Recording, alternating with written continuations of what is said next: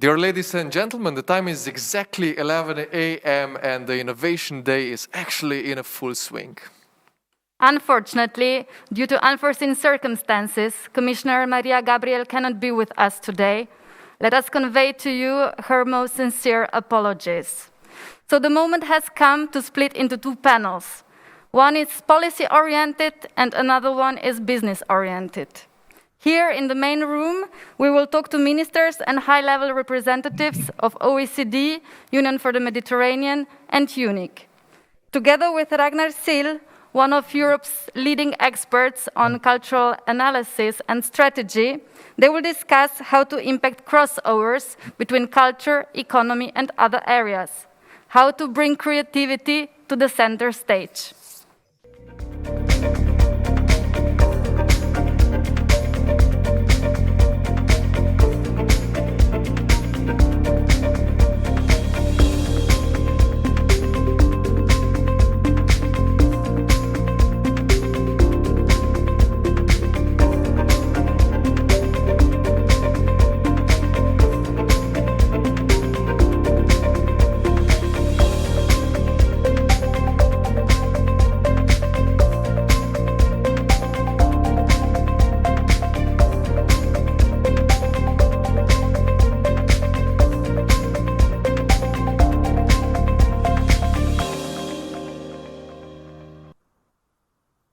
Hello to Estonia. Hello, Ragnar. How are you? Dobar dan, Petra. Pozdrav iz Tallinna v Estonii. Great to have you here. Tell us, Ragnar, why do you find the topic of this panel so important? Ne govorim slovensko, a malo razumiem. That's why I will continue in English. Well, first of all, greetings from the corner of Europe. It's been snowing all night and all morning, so it looks beautiful. And I hope it's going to be as beautiful as our discussion with our panelists today. I think the topic of our panel could not be more timely. It has been highlighted by the very dual role of culture and creativity in the past year. On one hand, it has been very much highlighted the way that culture and creativity could contribute to the socio-economic development of regions and countries and Europe as a whole. There has been more and more growing evidence on that kind of a spillover or crossover effects of culture and creativity. And yet, it's the very same culture creative sectors, culture creative industries that have been among the worst hit during the crisis. So while they carry the potential to help Europe to come out of the crisis stronger, they are the very same sector that needs help of the governments and European Union as a whole. So I think this is why it's incredibly important to talk about this today. As you know, this interdisciplinarity of the approach is already integrated in the concept of Creativeforum.si, because we always invite ministers of economy, ministers of culture, and ministers of foreign affairs to take part in the debates. And next year in particular, we will also focus on education, on the importance of education for creativity. So Ragnar, let me leave you to your high-level guests, and I wish you a great debate. Thank you, Petra. See you in a bit. We are going to have an excellent selection of speakers today. We have from Portugal, the Minister of Culture, Graça Fonseca, who couldn't join us, unfortunately, today live, but I just spoke to her a few days ago, and we recorded her contribution, and she also answered some of my questions. So we will come back to her in a minute. We then also have a director of the OECD Center for Entrepreneurship, Ms. Lamia Kamal Chaoui. I'm delighted to have you on board. We are going to have His Excellency Ambassador Nasser Kamel, Secretary General of the Union of the Mediterranean, which is very interesting to also bring about the wider context for culture creative industries and the crossovers around the Mediterranean Sea.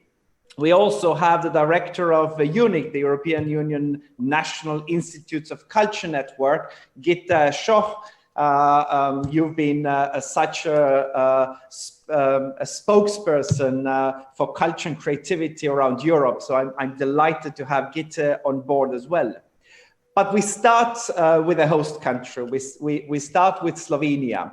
And as Petra mentioned, while we have been hoping this for 15, 20 years, that it would be normal for both the ministers of culture, education, economy, finance, and foreign affairs to talk about the importance of culture creativity, this has often still not been the case. That is why we are especially delighted today to have the Slovenian Minister for Economic Development and Technology with us, Minister Zdravko Počivalšek. Just a few words about the minister as well. Minister has been in his office since 2014. Before he was appointed as a minister, he worked successfully in a private sector for many, many years. In 2010, he was named as a Manager of the Year in Slovenia. And he has his education from biotechnical faculty from University of Ljubljana. It's such an honor to have you, sir. The floor is yours. Thank you, Chair. Dear ladies and gentlemen, good morning from sunny Ljubljana. First of all, I thank you to our co-organizers of this conference. Special thanks to our colleagues at Ministry of Foreign Affairs and to Slovenian Chamber of Commerce, as well as to our partners at Center for Creativity and Polygon. This conference, which is linking creatives, businesses and policymakers, shows the importance of working together in order to achieve greater synergies. I'm also very pleased that we connected Creative Forum at National Innovation Day in one event. As a minister responsible for economic development, I'm primarily interested in economic impacts of creativity. However, the wider social angle, especially in current times of pandemic, is of importance too. A 2017 European Commission study of 12,000 EU companies confirmed that a company disinvests in design shows a greater intent to innovate, which in turn creates positive economic indicators. Our colleagues from Denmark, United Kingdom, and Sweden have also evaluated this impact. They proved that such companies increase their revenue 22% faster, are more than 50% more productive, and achieve 200% higher share prices. Now, let me focus on the situation in Slovenia. According to the latest data, the culture and creative sector in Slovenia represents 8.4% of active enterprises and employs 3.3% of all employees. They are important and they have been hit hard by the pandemic. There is no doubt about it. Another fact is that there is still a lot of unexploited potential in the Slovenian economy in terms of integrating creativity into the innovation processes of our companies. The EU survey Innobarometer showed that the share of Slovenian small and medium-sized companies for which design is central to their business strategy reached only 5%. In Austria and Denmark, this percentage was 21%. Slovenian companies lack the knowledge and understanding of the great potential creatives can bring to their businesses. Therefore, our ministry recognized this opportunity and as a response for the last 3 years has supported a very successful project called Competence Center for Design Management 2.0. Economically, the results were so good that by the end of the year, we will have launched the continuation of Generation 3.0. Profit in companies involved in this project increased by 104% on average, and value added per employee by 12% on average.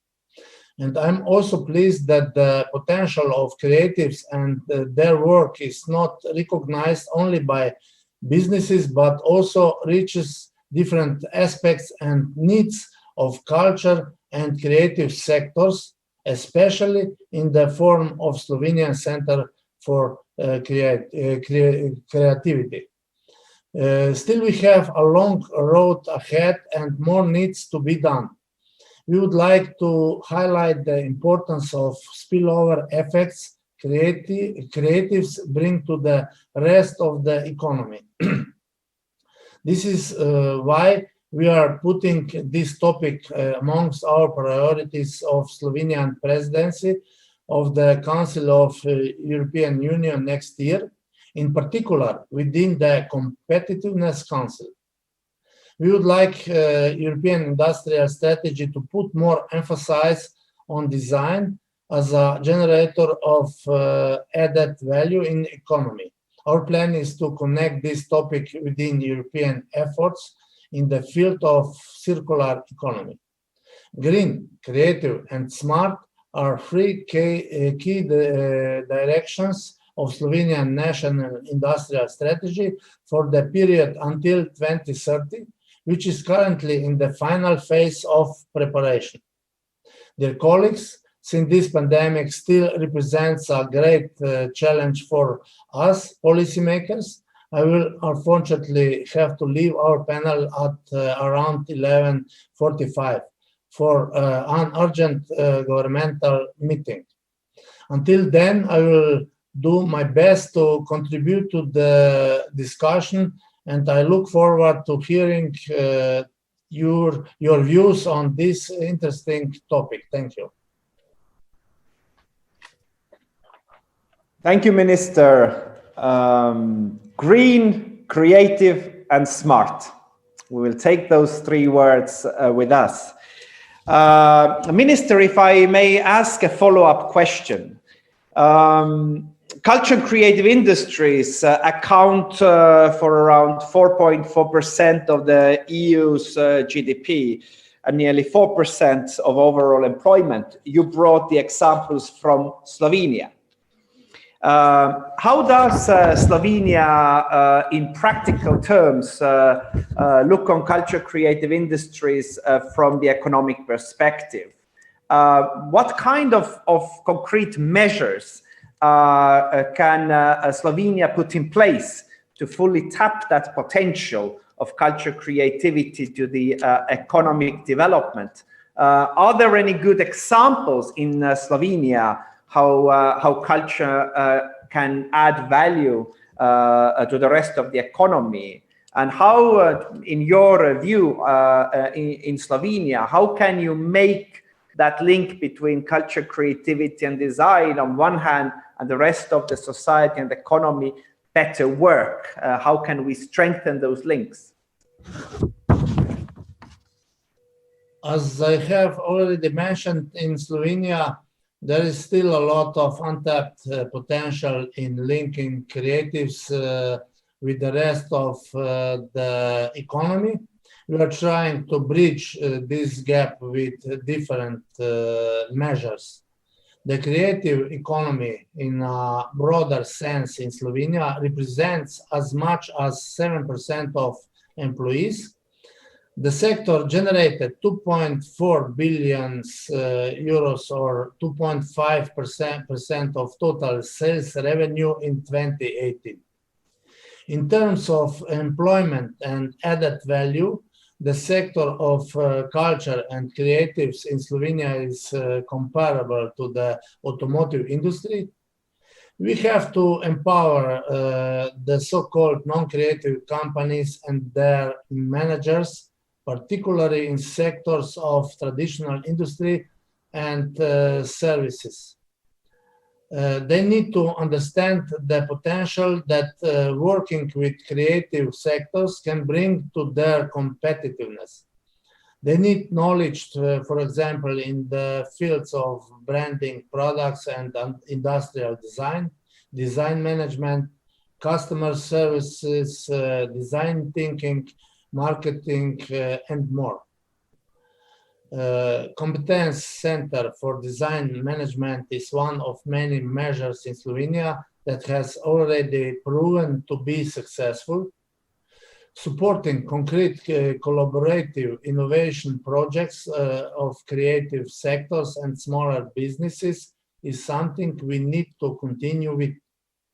More emphasis needs to be put on eco-design, in particular linking creatives with the business, product development and early stage. Thank you. Thank you very much for these concrete examples, Minister. I just want to reconfirm, you probably know this, but for many countries, Slovenia for many years has been a great example of the dedication in investing into culture creative industries. The way that Slovenia already 10 years ago started to focus and pay attention to the role of creative industries has been inspiration for many. The work that you've done through your European culture capitals, the work done by Polygon, but also the exceptional experience of Slovenia and your success story in terms of creative Europe participation, which has the highest success rates in Europe, all together showcase the incredible talent and creativity your country has. I've been there many times. I miss being there and I hope to be back very soon. So thank you, Minister. As I said, it is still not very usual to have ministers of economy debating ministers of culture in the same room or same space, and we are very lucky to have that. So we are now moving to Portugal to talk to Portuguese Minister of Culture, Mrs.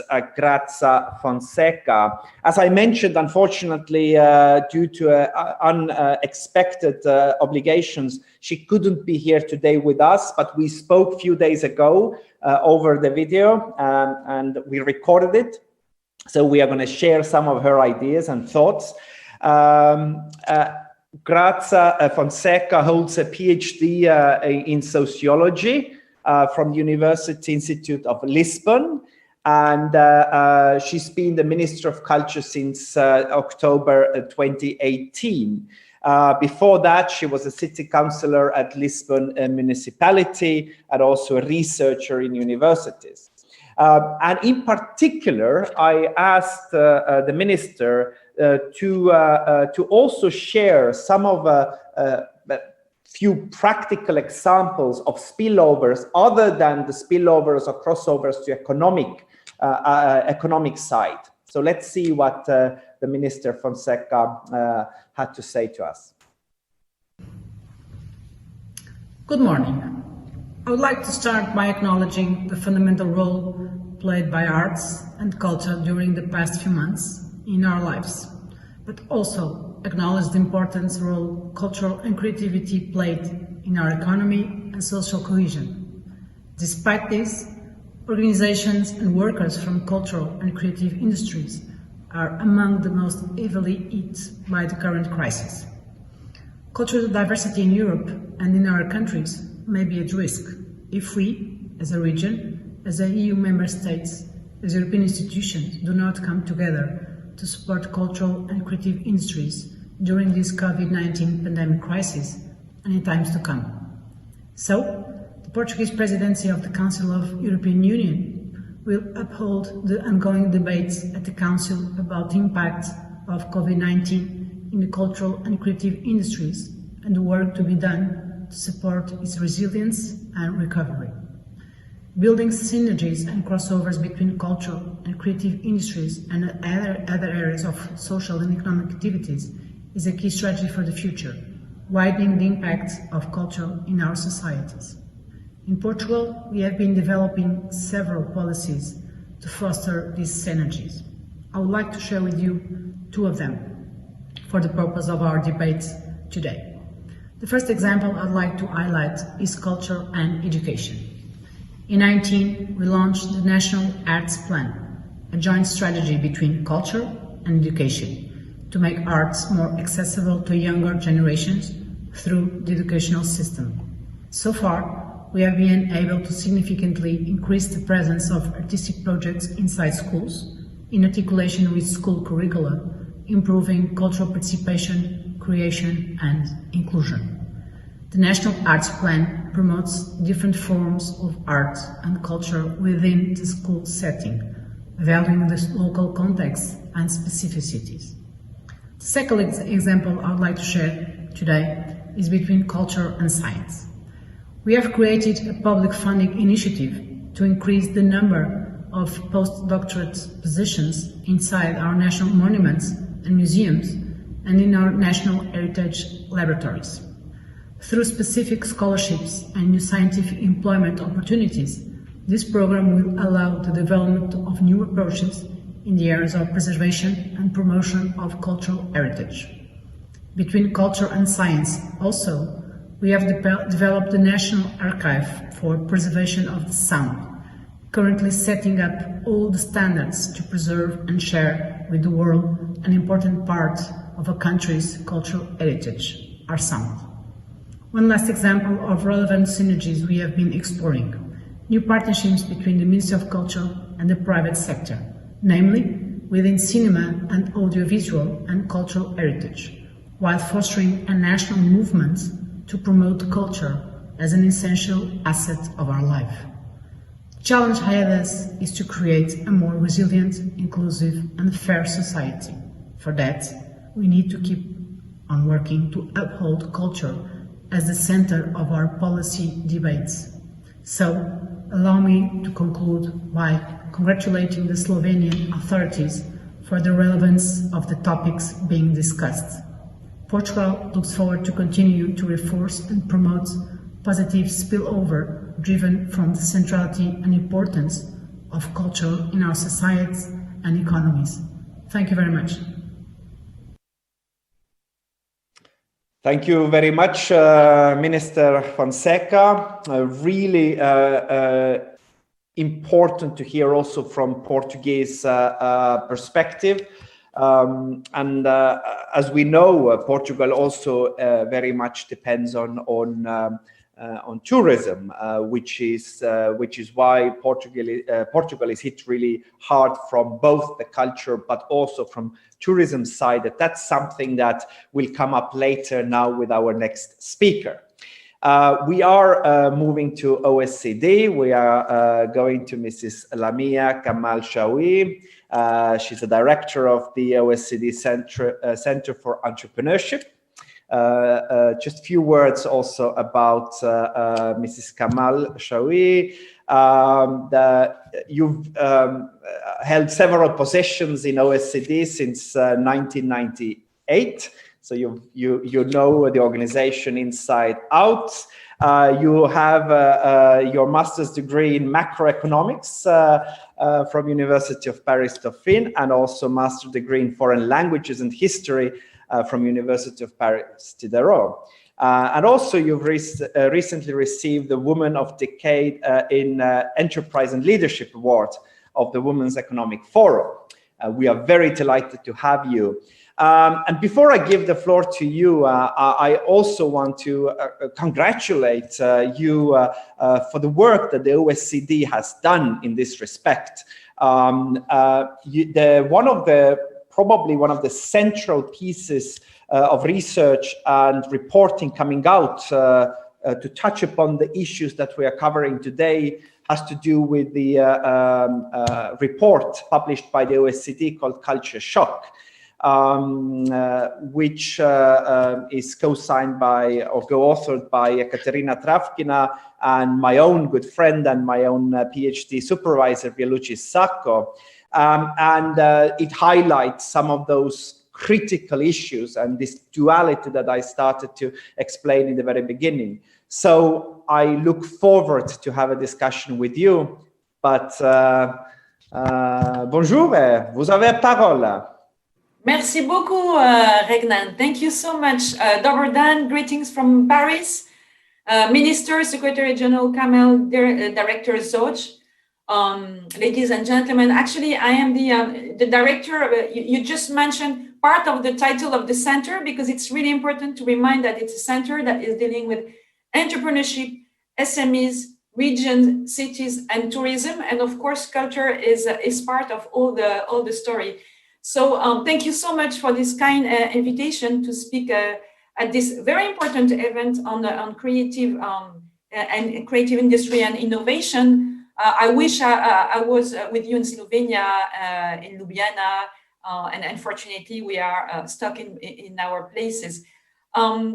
As you know, the OECD is an economic institution. So we are looking at the question of culture from the economic point of view, from the economic angle. And I'm really impressed by the idea of the organizer, to address the question of culture, bringing two different constituencies from culture, from economic development, and from foreign affairs. I think this is exactly the right things to do when we deal with culture. So in the center that I'm leading, we have a dedicated program on culture as a lever of local economic development. And we work closely with many institutions, including the European Commission. Our work and our data, where we look both at national and subnational level, they show that culture and creativity are not only sources of employment and enjoyment, but they are also critical drivers of innovation, economic growth, and more generally of well-being. So we advocate for culture to be considered less as a fringe sector and much more one that has a transformative force that should be mainstreams across all policies, including cohesion, economic development, technology, innovation, employment, inclusion. So as the pandemic has been unfolding, it seemed that people were taken by surprise by the dramatic impact of COVID-19 on the cultural and creative sectors. Indeed, COVID-19 has really shocked our cultural and creative sectors. And I heard some data about 4% of GDP in Europe. If we take employment, we have data at subnational level, it can go up to 6%, but these are really conservative data. We need to have better data really to measure these crossover and spillovers, and this is part of our agenda. But in any case, in large cities, for instance, we have been able to see when we go really local, the importance of the sector. And if we think about London, for instance, 1 in every 6 jobs is in the creative economy. But the sad fact is that the effects of this crisis will be long-lasting, much more like tourism, for instance. It was one of the first sector to be shut down, and most likely one of the last to recover. And we know already, the damage. I'm just mentioning one data produced by the International Council of Museum, around 90% of museums globally have temporarily closed during the crisis, and 10% might never reopen due to considerable economic hardship. So this is because the public, of course, are reducing their consumption of cultural and creative sectors, goods and services. There has been massive cancellation of events where artists, writers, filmmakers, software designers agreed deals for future production, meaning the effect of this lost investment will be felt in the months ahead. And coupled with the likely withdrawal of rescue funds as subnational government faced reduced revenue, leading to a likely reduction in public funding for culture and creative sectors. We do have data at subnational level covering all OECD countries. And for instance, I give you one that is really interesting for you to remind is that subnational government in the OECD, on average, they account for roughly 60% of total public expenditure on this category that we call culture, recreation, and religion. So they are deeply affected, and they are not going to be able in a position in the future to continue to sustain spending in this sector. And finally, the availability of private funding for culture and creative sectors in the coming months may also be reduced, whether that be from donations, corporate sponsorship, foundation grants, patronage, or philanthropic giving. So the situation is quite hard, and I believe the current policy response just isn't cutting it. Of course, emergency policy responses to COVID have been unprecedented in their scope and scale. We have to recognize that. But they are not necessarily well suited for the needs of firms and people working in cultural and creative sectors. Indeed, to recall, these sectors involves an ecosystem of freelancers, micro firms, non-profit organizations, artists and artisans who pair standard employment with part-time gigs and contracts. So they cannot always access income support, self-employment, and business support measures. We have been looking at that as part of our work on small businesses and self-employment. And we have really been tracking these trends. Now we risk really losing a lot more than just jobs and businesses, because beyond individual well-being, culture makes our cities and region attractive places to live, visit, and invest. And cultural institutions partner with schools, hospitals, prisons, and job centers to support inclusion. Let me tell you, in 2018, the OECD partnered with the ICOM to produce an extensive body of work on the contribution of museums and cultural heritage as powerful assets for economic development, job creation, innovation, education, health, and social inclusion. And myself, I was surprised when I saw the result of this very interesting studies. So more generally, creative workers and firms make our whole economies more innovative through crossovers with other sectors and by breaking new ground in design, production, and business model. So let's not waste this crisis, and let's not sacrifice these very critical sectors. In the recovery, cities and regions, they have the chance to reconsider their growth models, and national governments, I'm very pleased to have ministers here, part of the discussion, national governments can provide the right incentives. Cities and regions can move toward a model that promotes culture as a driver of social impact and builds on crossovers between culture and other sectors to drive future innovation. But for this to happen, once again, we need to ensure that culture can survive the crisis. And we need to ensure the support reaches creative professionals and firms. And as I mentioned, this is not always the case. We also need to address the investment shock and encourage investment in cultural production by providing tax incentives for donations and channeling public support to where it is most needed.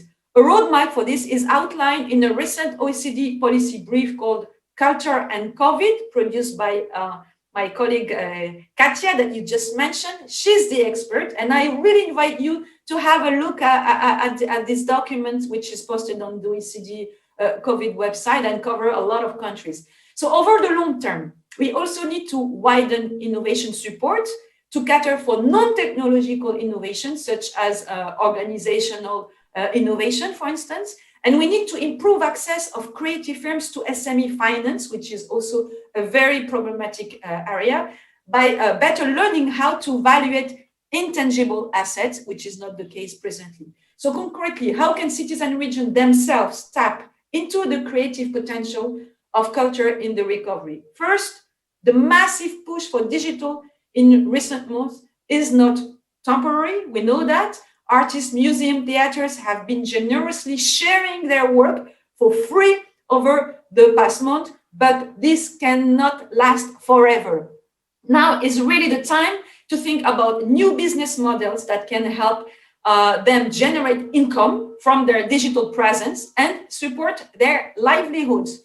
Take technology that allow, for instance, presence at distance for typically artificial intelligence, virtual and enriched reality, or the Internet of Things. They can build a new experience economy and new business model with a market potential that would bring much needed funding and strengthen the financial sustainability of creative professionals and firms. Another opportunity to seize is the crossover between culture and education. This was mentioned by the minister from Portugal, in the form of technologies, for instance, format and skills for distance and distributed learning, and digital forms of access to culture. However, to ensure this offer remains inclusive, there is a clear need to close the famous digital divide and expand across groups and places. We know that this is a critical issue. A third area with great economic potential and social impact is culture and health. This is maybe something new that we are now discovering, but the relationship between culture and health brings an opportunity for innovation in fields such as active aging, improved health, combating social inclusion and isolation, loneliness, and health prevention through more healthy habits. This emerging field will require professionals who possess both cultural skills as well as nursing, medical, or social service skills. So this Wednesday, we will have a webinar on cultural participation and local resilience that we organize with the European Commission, where we will explore how a local authority can really facilitate all these type of crossovers, and I invite you to join, of course. So, ladies and gentlemen, this is really a hard winter for the creative sector and its workforce, but spring and the vaccine lies ahead of, hopefully. So with the right support, the cultural and creative sector can survive and help us heal divide, strengthen communities, and rebuild public trust. And by harnessing the creative potential of culture in the post-COVID recovery, cities and regions around the world can really take bold steps in this direction to build back better. And of course, government should really provide the framework and the right incentive. At the OECD, we stand ready to help you advance this very important agenda. Thank you so much. Merveilleux. Merci pour une contribution aussi passionnée.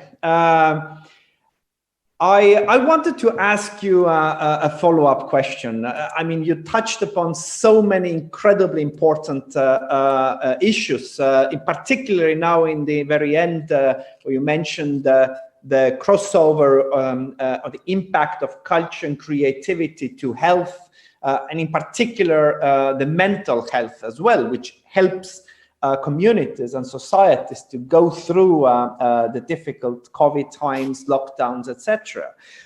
But I would like to ask you a question related to the technology and also related to the smart city concept. Creative industries have been around now as a buzzword for many years, and we've seen here and there policymakers maybe getting tired of it and looking for other other avenues, and often the smart city concept has provided that opportunity. And more discussion has been now how to link the smart city concept, which is more about technology and the role of technology in our society, with a creative city or the culture city concept, which is also about not just the role of culture in our cities, but also the community empowerment. So could you bring some examples or your views on how could we better integrate the two concepts, smart city and the creative city concept, to actually give more added value to our regions and cities? Thank you very much. This is a very important question. We do have a full program on the question of smart cities, and I've been following this trend for many years. And as you know, the smart cities concept really was an initiative that came from the private sector in the beginning, and then engaged with local leaders. But more recently at the OECD, we decided to focus on the question of smart city, but from the angle of how it can improve the well-being for all. Because we believe that, this question was really detached from the smart cities concept. So we have really a very important comprehensive programs in this area, engaging our network of champion mayors for inclusive growth that we have set up for a couple of years, which, by the way, include the mayor of Ljubljana, along with 60 other mayors who made commitments to advance a more inclusive growth agenda as part of their local agenda. So I do believe that the creative sector can really contribute to the post-pandemic smart cities concept that leverage the full potential of innovations for residents' well-being and foster inclusive growth. And we have seen actually many cities that have digitalized cultural resources to ensure this remain accessible, while other cities have tapped into cultural resources. I'm thinking about, for instance, Antwerp in Belgium, Cologne in Germany, and Madrid in Spain. They have all launched calls for startups to create innovative new ways to overcome challenges related to COVID-19. Again, smart cities are not just about technology. This is what really we advocate.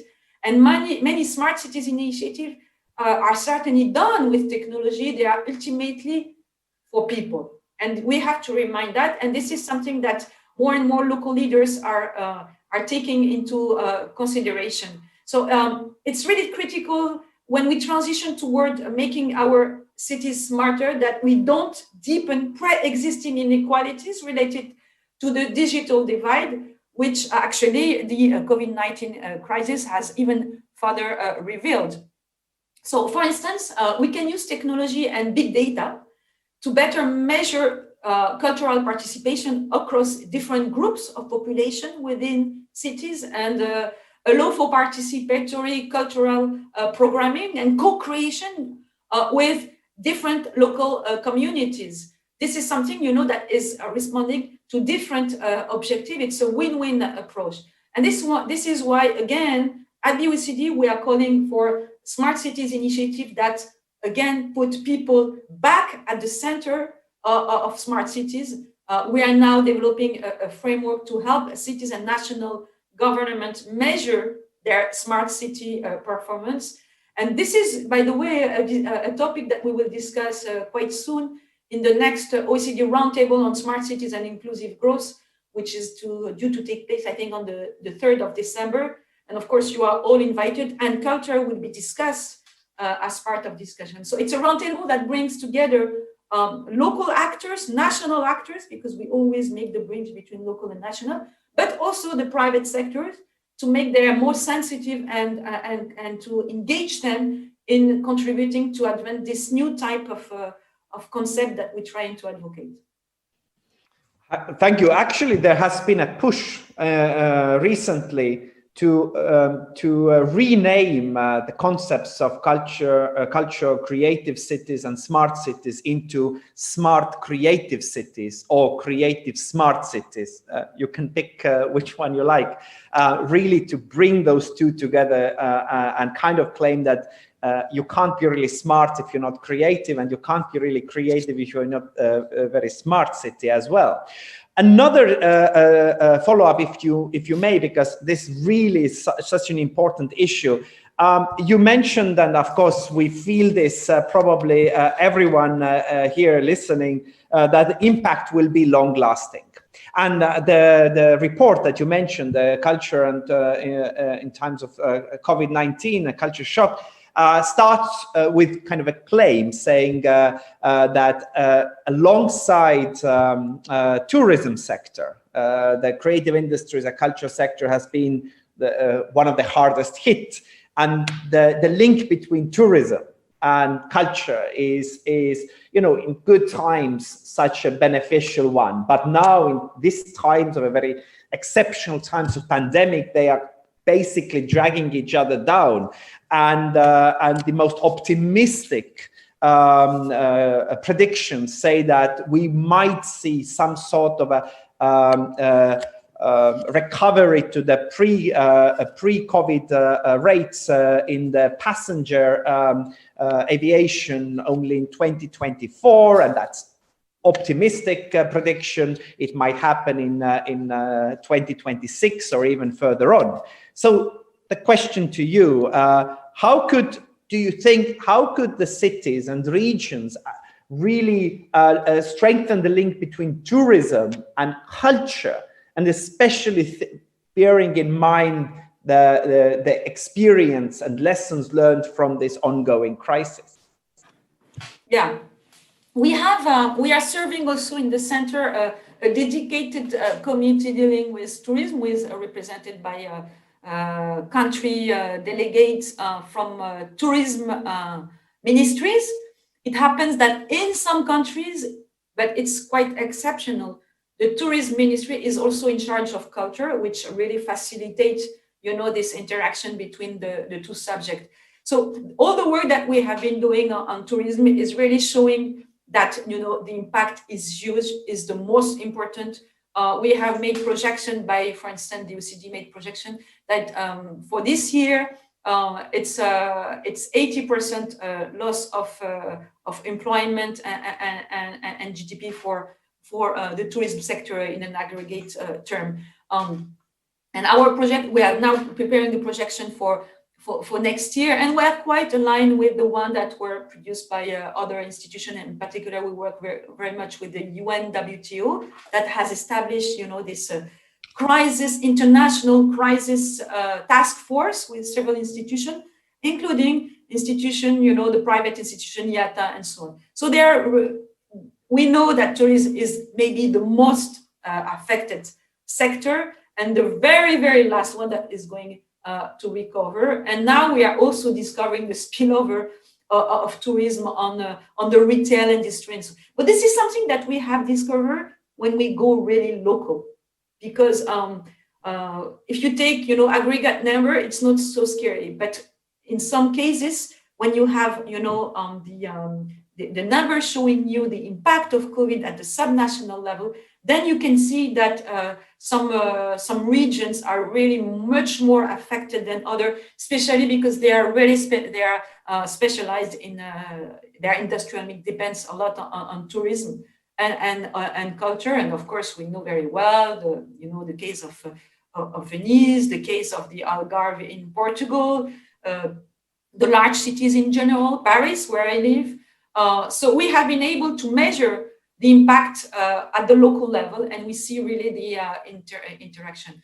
Now, many of these cities and regions, they also have the opportunity to reconsider their growth model and to move away from large-scale tourism and the pressure it's placed on public infrastructure and the environment. And this is something that we can see that in many cities start to think about this new approach.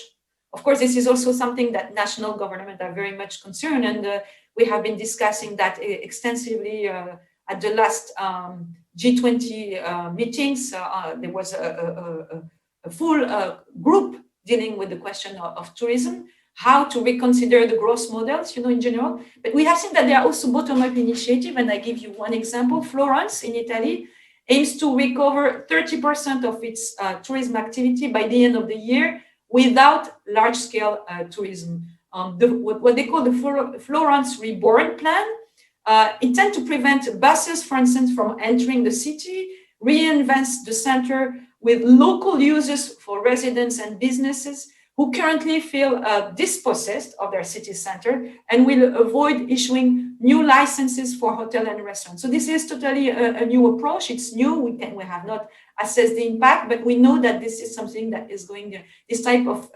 initiative are going to be duplicated maybe differently in many places. And technology can really help showcase or over-visited global attractions to help manage tourist flows, as well as reduce congestion and overcrowding at major attraction. We need also to transition to higher value-added activities and experiences. And here, local creative sectors such as design, fashion, gaming, fine handicrafts, film and animation, and even the gourmet industry, they can be incorporated into creative tourism programs, increasing the attractiveness of a new destination and provide valued interaction with visitors. And here, for instance, we have Barcelona and Budapest. They are already reorienting their tourism model toward more cultural and family-friendly models. Of course, it's very it's quite recent, so we cannot report about everything. But we are seeing this type of initiative that are very much local, and at national, international level. This is really part of the conversation that we have with all the Ministry of Tourism at the G20 and at the UN. Wonderful. Thank you very much. If we have time, we might come back to a few aspects of those, but we would move on now to our next speaker, Gitte Stoch.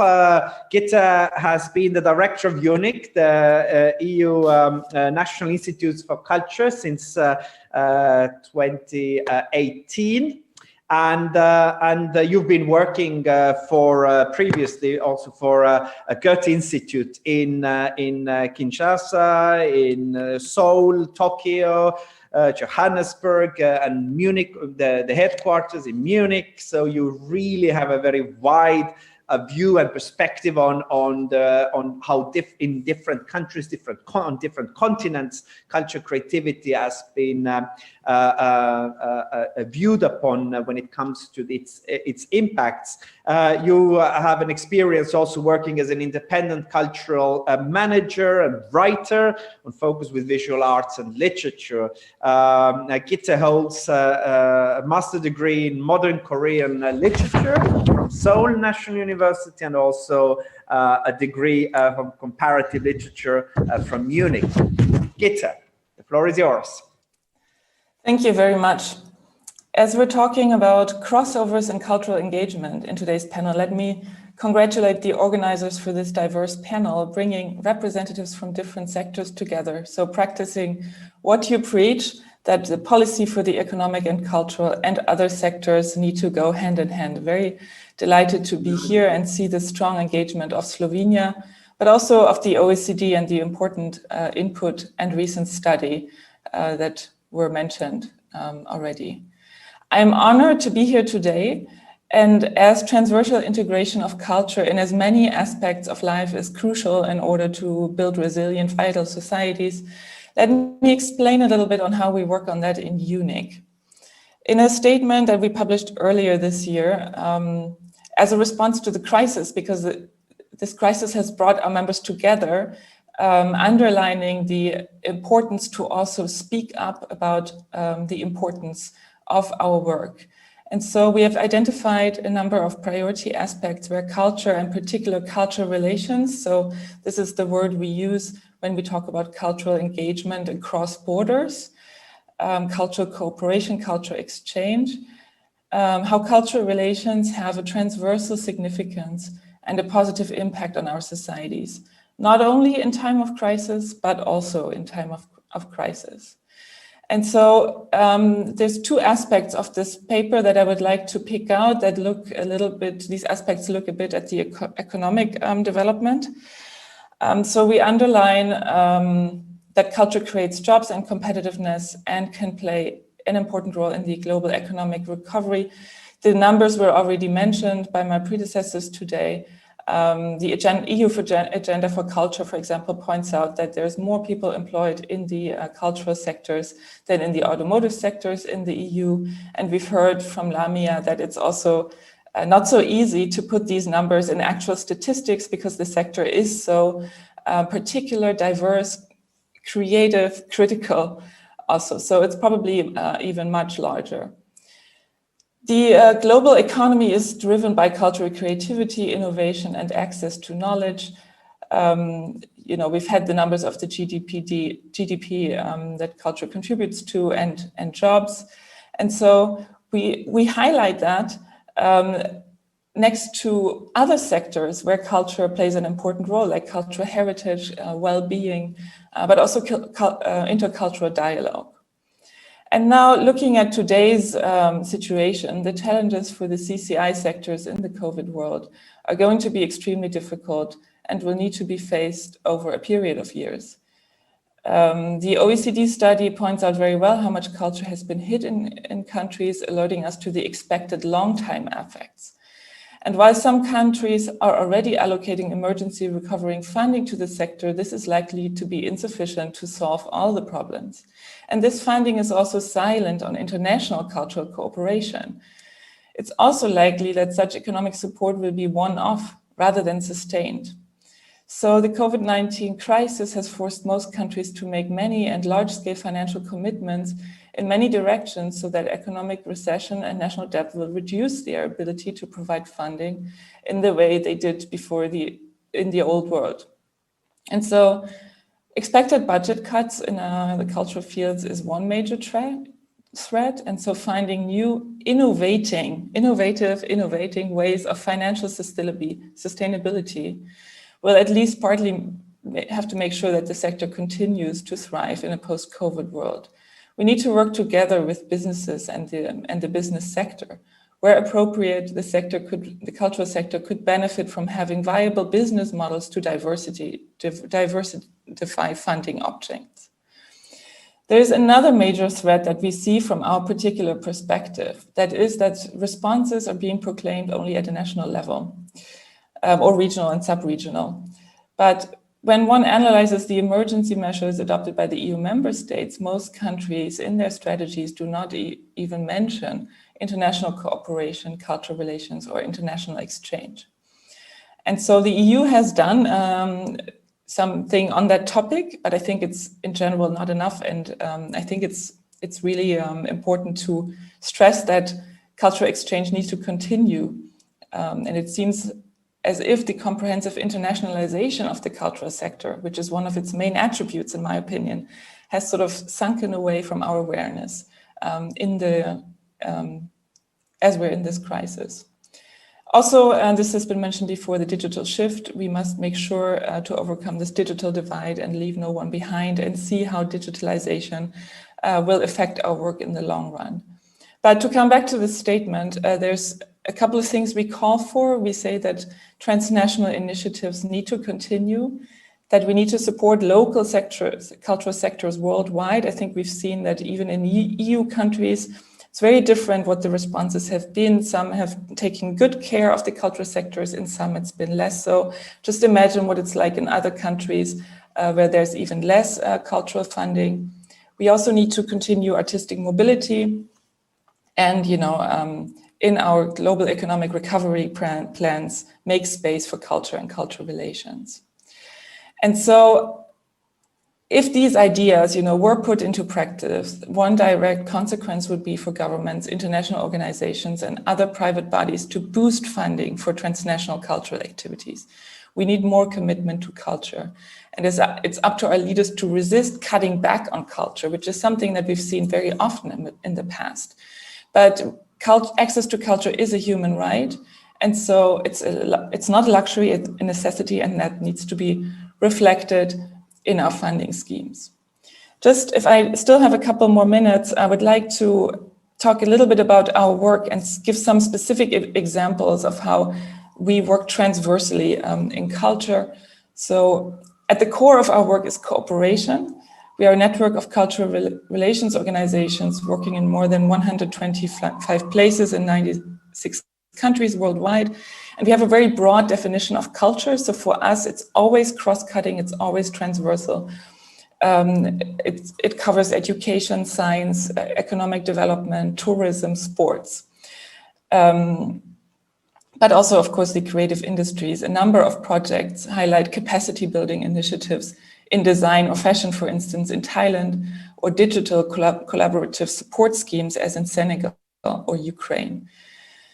We see a responsibility for the cultural sectors worldwide, as I've just mentioned. And so we have an internal grant scheme, the Cluster Fund, which is 50% financed centrally and 50% financed locally. And it's about 600,000 euros that this year, particularly together with 180 organizations worldwide, looked at how projects can support and strengthen local sectors, local cultural sectors hit by the crisis. And an international network like ours can provide platforms of exchange, connect actors with similar visions on a global scale. A chatbot designed as a learning tool for language acquisition might be relevant in Ukraine and in Kenya, and our network can connect the two. Now, I brought a couple of instances where culture and business go together, and culture and other sectors as well. I would like to highlight a particular project in the US, The Grid.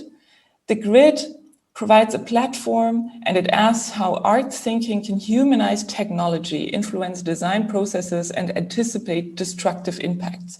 The Grid is located in Silicon Valley, and it's trying to build a bridge between technology, innovation, and the arts. And so one of the activities it has put out is an award, the EVE Award, which is currently actually open for submissions, as it will honor initiatives that implement art thinking and tech development processes. So that is exactly what we've heard before. How can creativity influence other sectors of business? And this particular project is looking at technology and at things that come out of Silicon Valley, and it also connects with issues of data, but also ethical ways of using AI, for instance. Another area how our work can contribute to the economic sector is how is shaping policy for the creative sector. A project in Egypt has organized several round tables looking or with artists, with professionals, but also with policymakers, looking at how a legal framework can be designed in Egypt so that the creative industries can benefit. And this is also something that is not putting out specific activities, but that's creating an environment that is supportive to the creative industries. And then we have a project in Bolivia that looks at empowering the Bolivian culture sector to promote equality, gender equity, and sexual diversity, and to strengthen its link to civil society organizations. And so that's also an aspect where culture can contribute to a human rights perspective.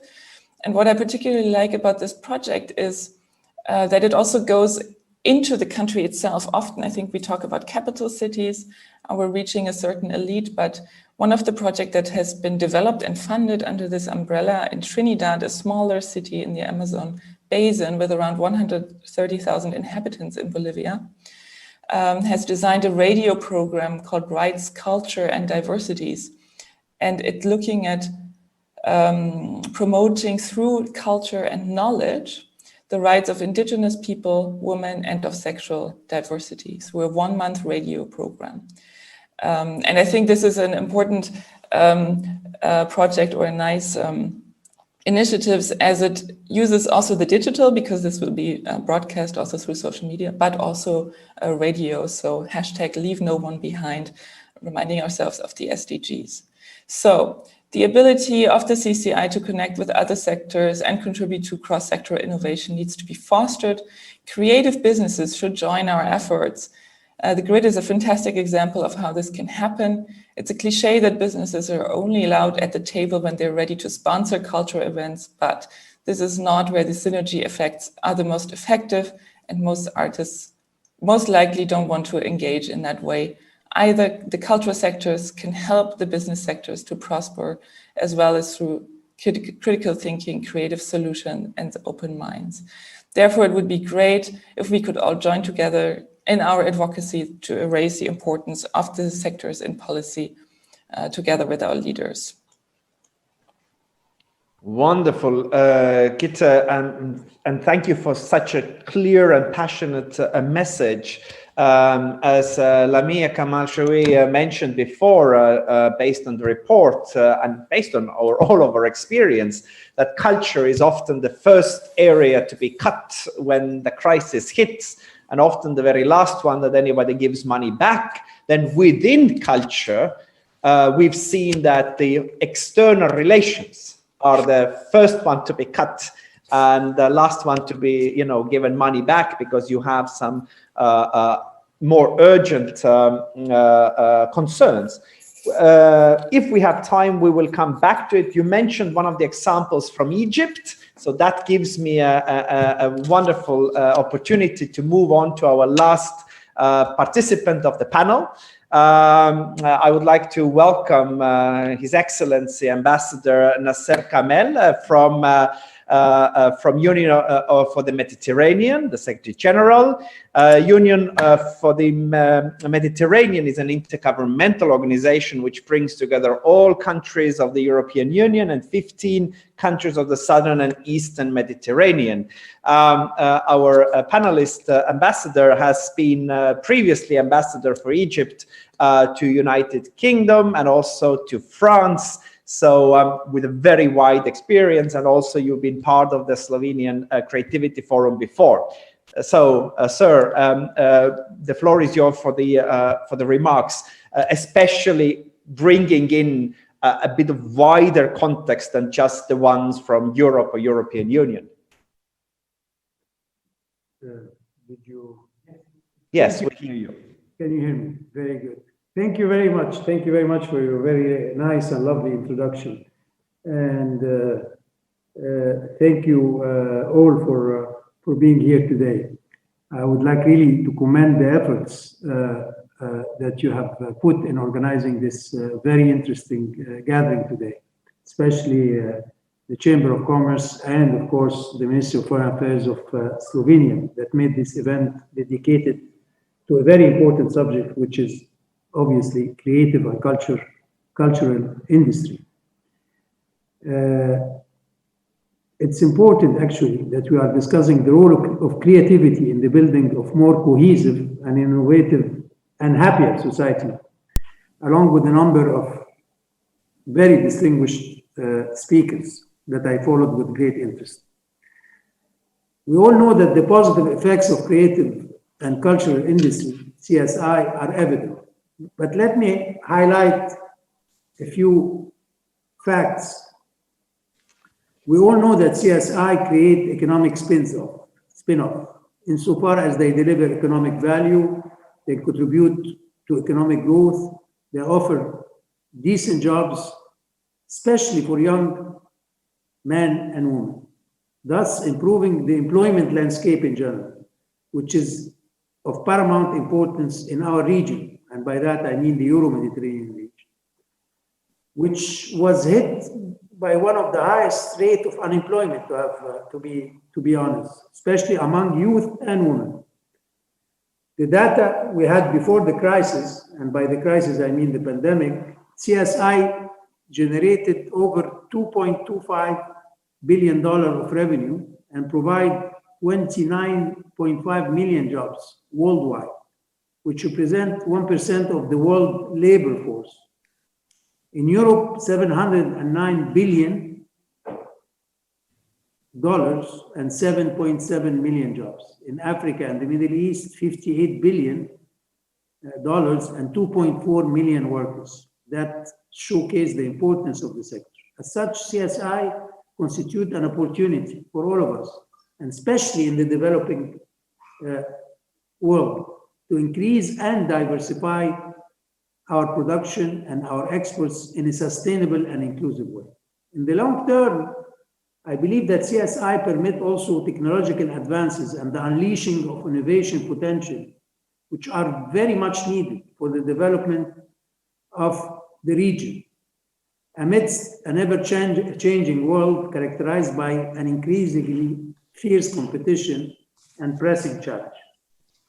Also, CSI play an important role in the definition of our value, which shape our way of life and the way we live together and interact with the environment in which we live as individuals, but also as institutional actors. This functionality can be harnessed in order to make our cities a better place to live in, achieve happier society, and build peaceful and stable regions. But unfortunately, as I said, this current crisis, the pandemic, has badly hurt the socioeconomic spheres because of the preventive measure, of course, that we have all taken to stop the propagation of the pandemic.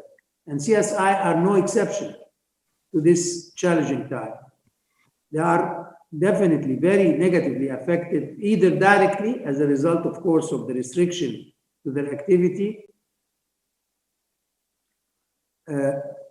in terms of halting the spread of the virus, or indirectly due to the deterioration of the upstream and downstream economic sectors, such as tourism, for example. So addressing the issue of the impact of the crisis on CSI, the OECD estimates that the current crisis is particularly critical for cultural and creative sector due to sudden and massive loss of revenue opportunity, especially for the more fragile players. By that, I mean small companies, freelance professionals, who are essential actually for this very important sector. And this fact or this reality creates a structural threat to the survival of many firms and workers in the sphere of cultural and creative production. So it is actually now more important than ever to focus on the support of creative and cultural sectors, not only to help reduce the negative effects of the crisis on them, but also to make sure they occupy the prominent or a prominent place, the one they deserve in the recovery and the post-pandemic era. In this regard, and based on reliable data, policymakers at all levels actually must adopt and favor an enabling environment for this industry. It is also crucial that we foster together, and this your exercise is one of them, a multi-stakeholder dialogue where we bring together all the different actors, public administration, academia, finance, civil society, as well as the private sector, including, of course, CSI and traditional industry, to share best practice and come up with innovative solutions to tackle the creative sector challenges. Among other also relevant topics, the AIM dialogue should examine the venue or the venues of cooperation between creative and traditional sectors and the ways and means of their reinforcement for the benefit of both of them in light of previous success stories, bearing in mind the importance of adequate skills for any business success in an ever-changing actually landscape. Capacity building action should be organized in favor of creative entrepreneurs to equip them with the needed tools to thrive and be more resilient in case of the advent of crises like the one we're going through today. In this respect, the initiative of Creativeforum that have been held from the 23rd to the 27th of November this year, together with, of course, UMNI, our Euro-Mediterranean University, and the prominent, of course, management school, IEDC, a capacity building on the management skills of creative industry merits praise and really our commendation. Furthermore, CSIs have everything to gain from forging an alliance with the digital sector. The benefit range from surviving times of disruption to taking advantage of new opportunities for business development thanks to rapid dissemination of creative output. So the digital world is extremely important to our industry. For optimal results, the challenge caused by such digitalization, such as competition with artificial intelligence machine, the whole challenge of respect of intellectual property rights, need to be adequately addressed. We at the UFM are no stranger to the promotion of creative economy in the region, a sector that has always been considered as a driver for sustainable economic growth, of course, job creation, and this activity are at the heart of our priority and our DNA too. So it is in this spirit that we have partnered with you in Slovenia, especially the Slovenian Ministry of Foreign Affairs, to organize the 2018 and 2019 edition of the Ljubljana, and I was honored to be there personally, the Ljubljana Creative Forum, which contributed significantly to shedding light on CSI and their role in the social and economic value creation in our region, and demonstrate Slovenia's really leading role in that regard. This partnership is a source of pride, actually, and will fortunately carry on, inshallah, as we say in Egypt, next year in 2021 in Ljubljana, and that will coincide, fortunately, with the International Year of Creative Economy for Sustainable Development, as declared in 2019 at the 74th session of the UN General Assembly. More broadly, the UFM is committed to leverage its various platforms of dialogue to bring to the table creative economy as a catalyst for economic growth and social welfare, as is the case in our leading Med for Job stakeholder dialogue and initiative that we held their stakeholder meeting on the 29th of October this year, where creative industry was at the heart and the center of the subject we discussed. Furthermore, the UFM have labeled a project which is the establishment of a regional platform for the development of culture and creative industries and cluster in the southern Mediterranean countries, which we successfully concluded in 2019 and constituted a tangible initiative to support creative sector in the region.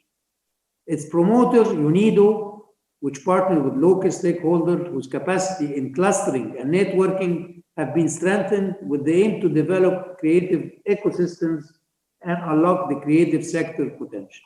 In this context of the pandemic, the UFM also attaches a particular importance to the promotion of creative economy role in the effort to build back better, because the whole idea is that when we build back, we have to build back with sustainability at the heart of our activity. Because the aim is to be able to have a sustainable and inclusive economic recovery in the region.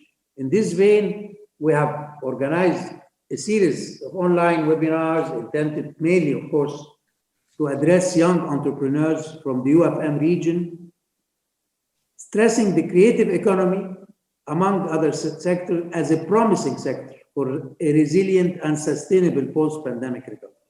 Finally, I will end by thanking all of you for your attention and express my confidence that today's event will be a successful one and that your recommendation will surely, and I promise you that, feed into our upcoming activity pertaining to all aspects and dimensions of creative economy. Thank you very much for having me and for listening to my intervention. Ambassador, thank you for your comprehensive overview and also for your personal leadership to keep the topic highlighted around the Mediterranean region. Our time is up. I would like to thank all of the panelists for such a invigorating and insightful ideas.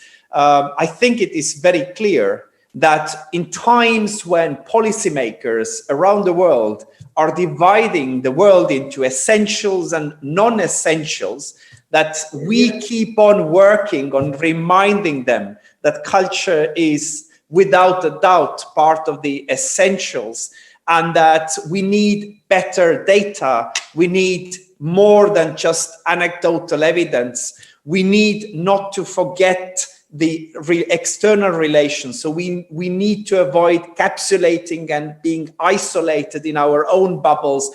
And we need to keep on banging the policymakers around the world for a comprehensive and holistic response to the recovery. And as the ambassador said, we are working for this, not just to bounce back, but to bounce forward when coming out of the crisis stronger and more resilient. Thank you very much to everybody. And I give the floor back to Ljubljana. Many thanks, Ragnar, for the great job as the moderator, and many thanks to our high-level guests for all their great insights and great examples of the crossovers. We are really pleased to see this full 100% consensus on the importance of providing the right incentives for crossovers between culture, economy, environment, even health. Health is super important at this moment. But not only the incentives, also the funding. So if there is one message we take away from this panel, I totally coincide with you, Ragnar. This message would be the prominent role of culture and creative sector in our societies, and not only at the national level. As so many speakers said, it is super important also to support culture at the international level. As we stress and re-stress at our Ministry of Foreign Affairs, culture and creative sectors are one of the most important drivers of international stability and peace.